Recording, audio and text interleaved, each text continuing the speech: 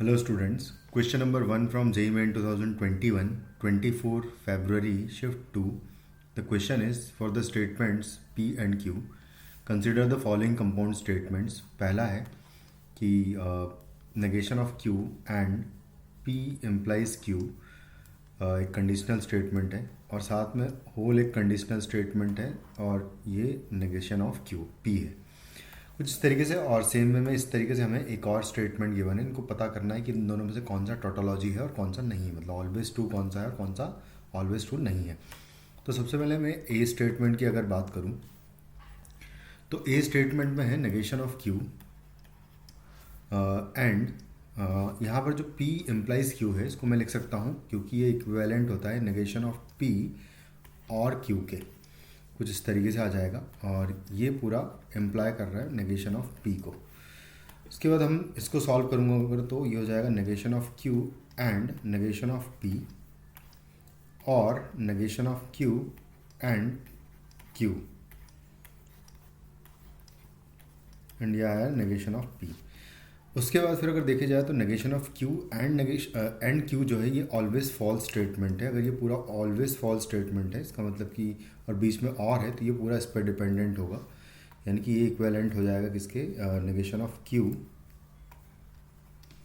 And negation of P के। That implies negation of P. फिर इसको भी इसी तरीके से जैसे इसको चेंज किया था हमने, इस तरीके से इसको भी हम लोग अगर चेंज करें तो ये हो जाएगा नेगेशन ऑफ फर्स्ट स्टेटमेंट और second statement. Negation of first statement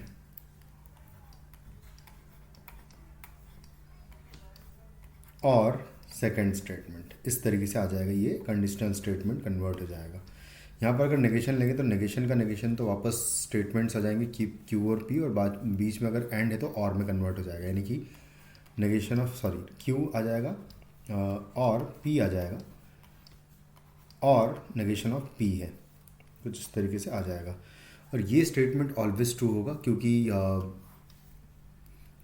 यहाँ पर सबका यूनियन है और यूनियन में पी और नेगेशन ऑफ पी दोनों ही है, तो इसका मतलब कि सारा कुछ आ जाएगा, यानी कि ये स्टेटमेंट ऑलवेज ट्रू है।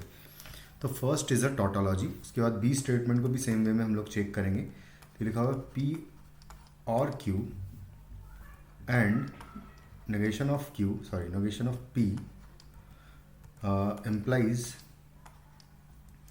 implies Q, कुछ इस तरीके से। तो यहाँ पर इसको सॉल्व करूँगा सबसे पहले मैं, तो ये हो जाएगा P एंड नॉट P और Q एंड नॉट P, कुछ इस तरीके से आ जाएगा। ये स्टेटमेंट ऑलवेज फॉल्स है क्योंकि बीच में एंड है और एक हमेशा फॉल्स रहेगा इनमें से, तो ये हमेशा फॉल्स हो जाएगा और ये ऑलवेज फॉल्स है, बीच में और है तो सारी चीज़ें इस पर डिपेंडेंट होगी, तो यानी कि हो जाएगा क्यू एंड नॉट पी, बचेगा सिर्फ यहाँ पर दैट एम्प्लाइज क्यू। उसके बाद इसको भी हम लोग उसी तरीके से अगर कन्वर्ट करेंगे तो ये कंडीशनल स्टेटमेंट है, पहले स्टेटमेंट का नेगेशन और सेकेंड स्टेटमेंट में कन्वर्ट हो जाएगा ये। तो यहाँ पर नेगेशन लेंगे तो ये हो जाएगा नेगेशन ऑफ क्यू और पी हो जाएगा, नेगेशन ऑफ पी का नेगेशन अगर लेंगे तो पी आ जाएगा और क्यू है। तो फिर से ये स्टेटमेंट भी एक टोटोलॉजी आ रहा है क्योंकि नेगेशन ऑफ क्यू और नेगेशन ऑफ क्यू और क्यू जो है ये ऑलवेज ट्रू स्टेटमेंट होगा इस वजह से।